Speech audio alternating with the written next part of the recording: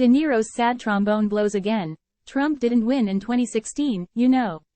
She did. Actor Robert De Niro is playing his sad trombone tunes again. De Niro is frustrated that Trump is running for president and retains the level of support he does among Republican voters. Time equals 400 Ms. greater than De Niro spoke to The Guardian because he doesn't see anything wrong with slamming another American to a foreign media outlet if that person is a Republican. Remember, Democrats are guilty of all the bad behavior they accuse Trump and Republicans of. De Niro is 80 years old now and still heavily infected with Trump Derangement Syndrome.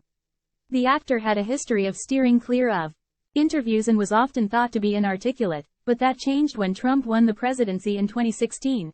De Niro is an election denier when it comes to the 2016 presidential election. She won.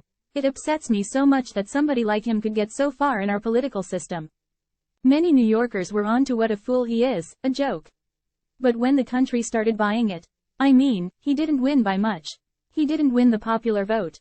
She won. But look what happened. What's scary is it's such a fragile thing, to swing like that. And the odd thing about Trump is that if he had any brains he could have become president again. But he doesn't care. He did stupid things. He's not somebody who should ever be allowed close to leadership in this country again. Democrats hate the Electoral College. They want coastal elites in major blue cities to decide presidential elections. The rest of us honor our constitutional republic and respect the fact that all states deserve representation in a national election. Small states and rural states are just as important as large blue states. De Niro is promoting a new movie, of course, so it's time for him to make some headlines that aren't focused on his movie but on his hatred of Trump. De Niro was speaking on the advent of his forthcoming movie Killers of the Flower Moon, his 10th collaboration with director Martin Scorsese, and likened his character William Hale to that of the former U.S. president. One of the main tasks of being a leader, the responsibility, is to lead. Even when the masses are turning in a certain direction, you have to show them the right way. And that comes down to personal integrity, what you know is right and what you know to be wrong, what you stand for. He said Trump is doing whatever he can to be the boss. He just wants to be in charge.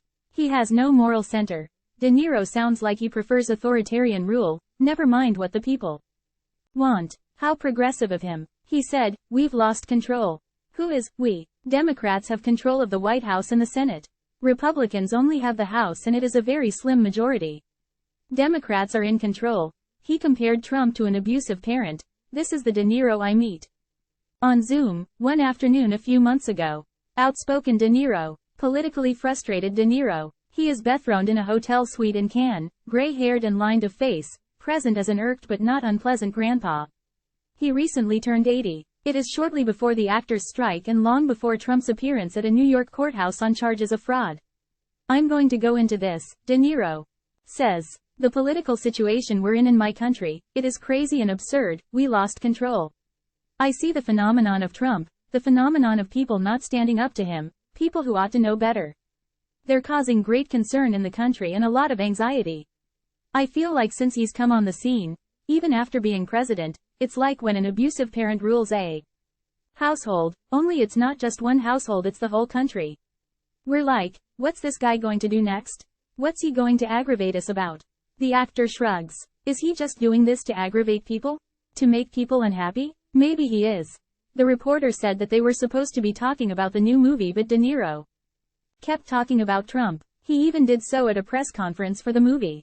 The character he plays apparently is an entitled, greedy racist, so De Niro works in Trump and Republicans, in general. At a press conference earlier in the day, De Niro had suggested that Hale's kind of immorality, his entitlement and greed, his racism, his disregard for anyone outside his own bloodline, all of it wrapped up in a kindly aspect, is easy to spot in contemporary politics, in what was a not-so-veiled swing at Trump and a broader swipe at members of the Republican Party, accessories to the chaos. What a maroon.